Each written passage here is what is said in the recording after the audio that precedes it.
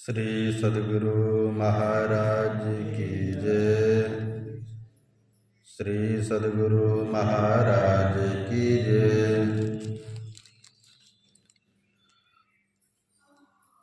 संतुष्टि ईश्वर की भक्ति से होती है। बंदा गुरुपद कंज कृपा सिंधु नर रूप हरे। महामोहतम पुंज जासु बचन रवि करन करा।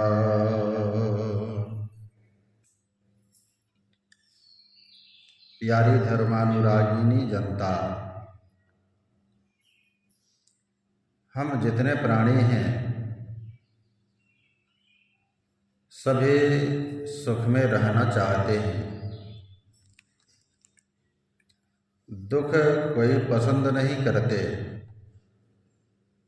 सुख के लिए जीवन भर पुरुषार्थ करते हैं। जीवन भर प्रयास करते करते जैसा सुख होना चाहिए नहीं हो पाता और सुख की इच्छा किए हुए ही संसार से चले जाते हैं।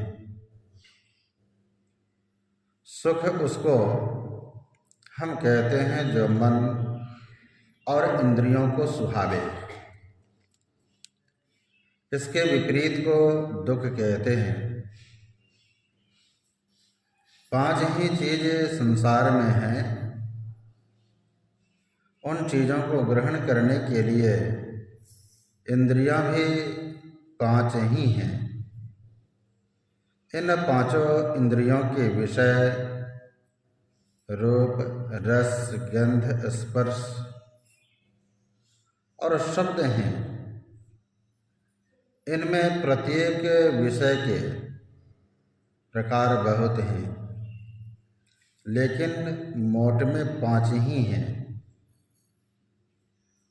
इनसे हम अपने को सुखी बनाना चाहते हैं और इसी के लिए हम प्रयास करते हैं।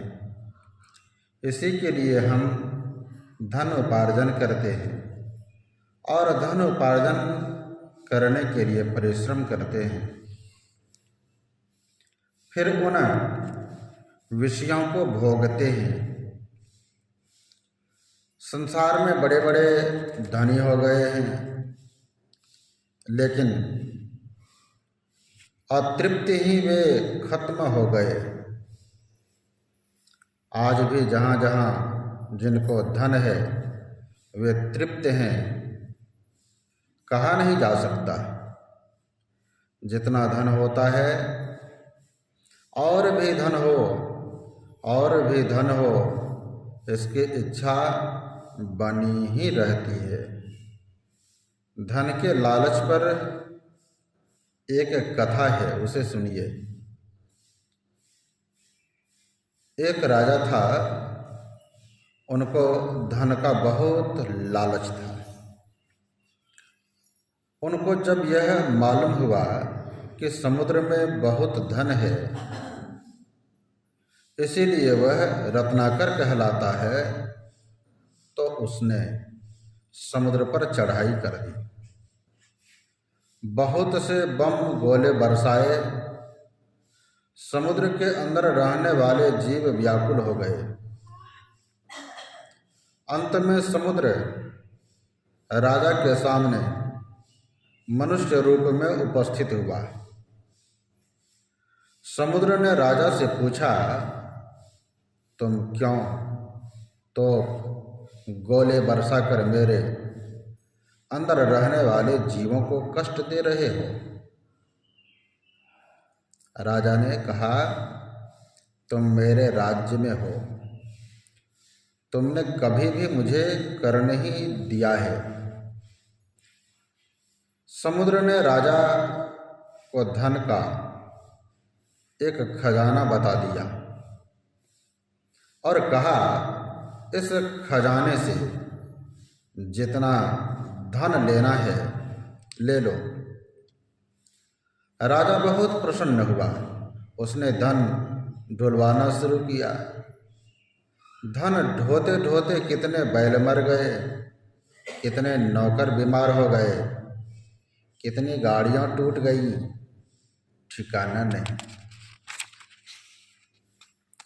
लेकिन खजाना धन से खाली नहीं हुआ। राजा ने पुनः समुद्र पर चढ़ाई की। समुद्र फिर प्रकट हुए। समुद्र ने राजा से पूछा, अब क्यों आक्रमण करते हो? राजा ने कहा, धन ढोते ढोते मेरा खजाना भर गया। अब मुझे धन रखने की जगह नहीं है।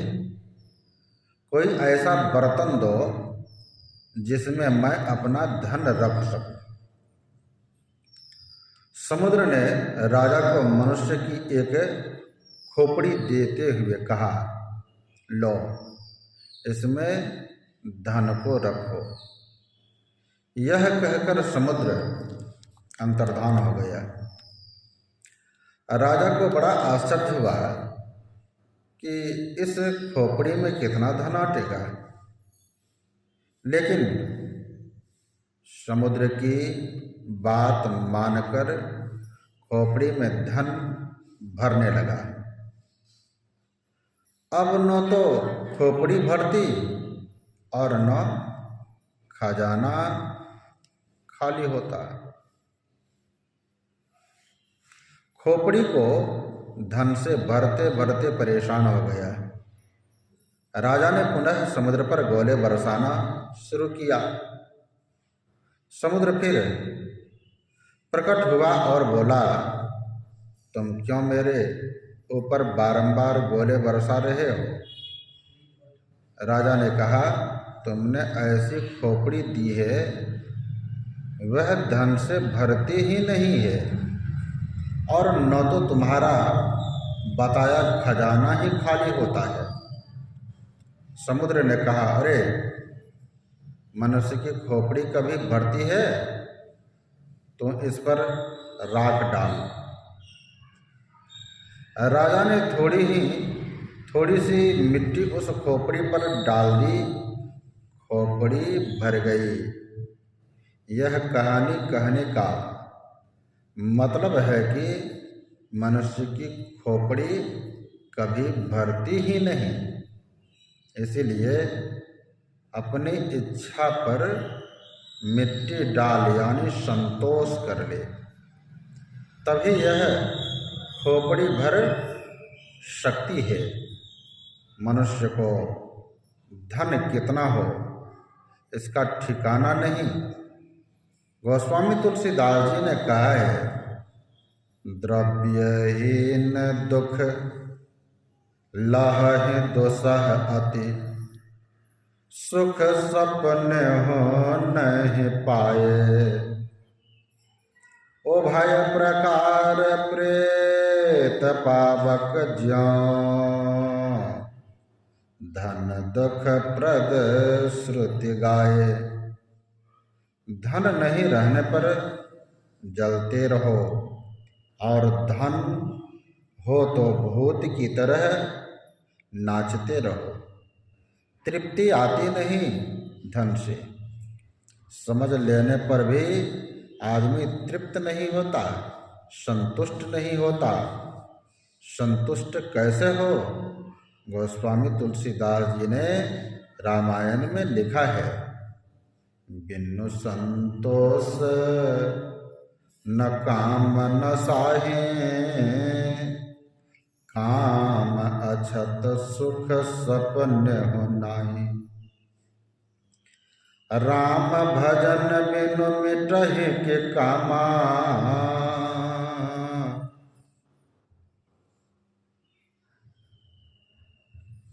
बल विहीन तरु कबहि के जामा।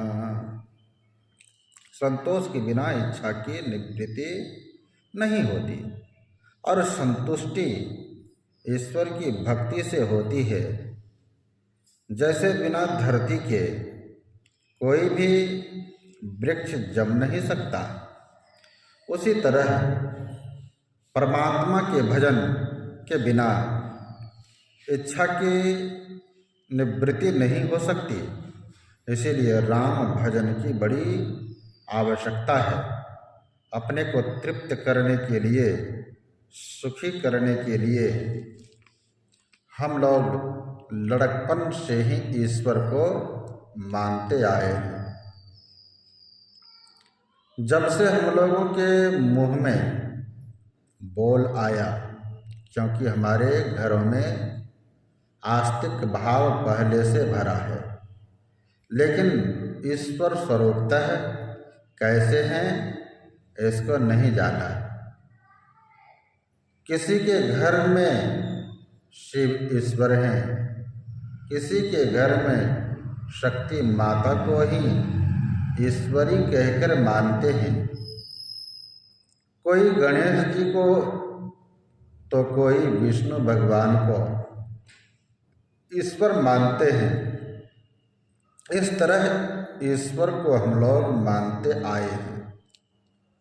हम लोगों ने अपने ही घर के इष्ट देव को ईश्वर कहा या सबको ईश्वर कहा। शिव कहकर जो रूप सामने आता है उसको ईश्वर कहा या दाशरथी राम को ईश्वर कहा।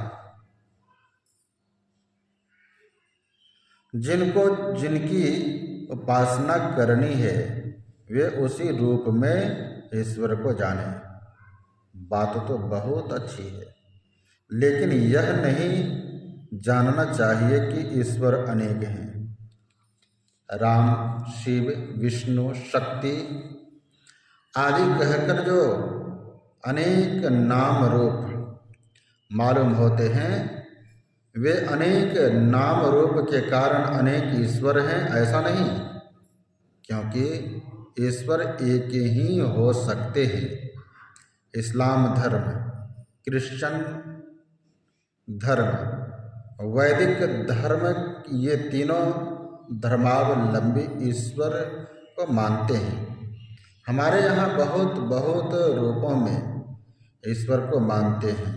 कोई शिव को, कोई विष्णु को, तो कोई राम को, कोई कृष्ण को ईश्वर मानते हैं।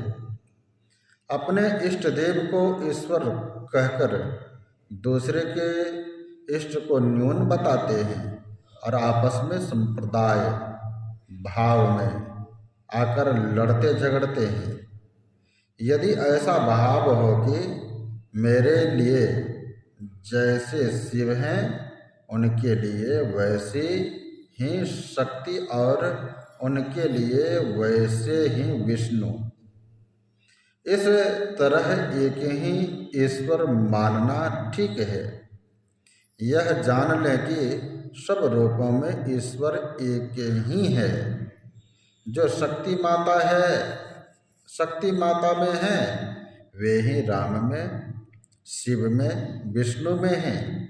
गुरु में भी वे ही हैं, वे ही एक ईश्वर सब में हैं। इसीलिए ईश्वर एक है, यह विचार के अनुकूल है।